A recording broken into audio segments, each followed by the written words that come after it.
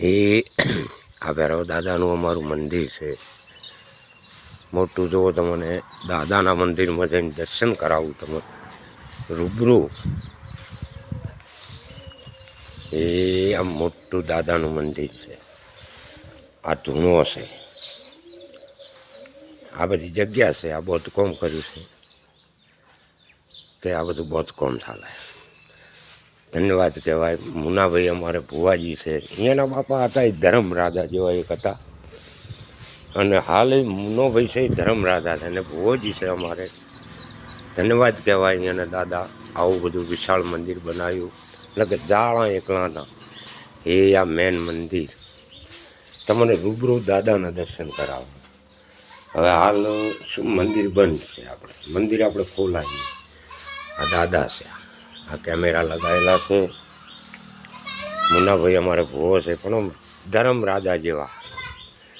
હાલ તમે દર રવિવારે આરતી થાય છે, તો વિશાળ આરતી થાય. અવશ્ય તમે જો એક દાડો તમે આ દાદાને આરતીના દર્શન કરો ને ભાઈ, તો તમારી મનોકામના બધી પૂરી થઈ જાય. આરતી થતી હોય એટલે કુદરતી કૂતરા હોતા નહીં, પણ જો આરતી ચાલુ થાય એટલે કૂતરા પણ ઉનાતા હોય છે. એવું દાદાનું સત્ય છે. આ ધૂણો છે દાદાનો. આ અમારે મુનાભાઈની બેઠક છે.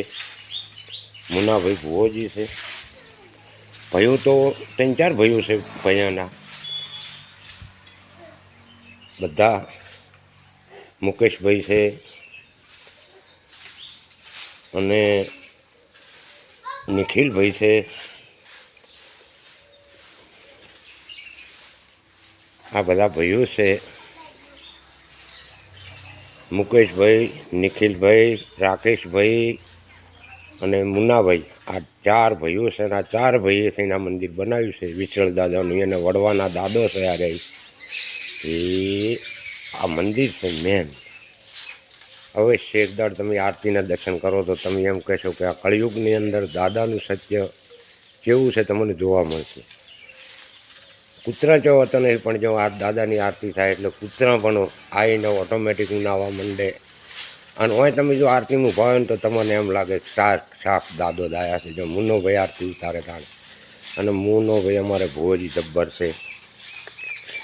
સાચા માણો ધર્મ રાજા જેવા. કોઈ દાડો એના વડવા વખતથી આપણી ધર્મ જ એકલો ભાળ્યો છે.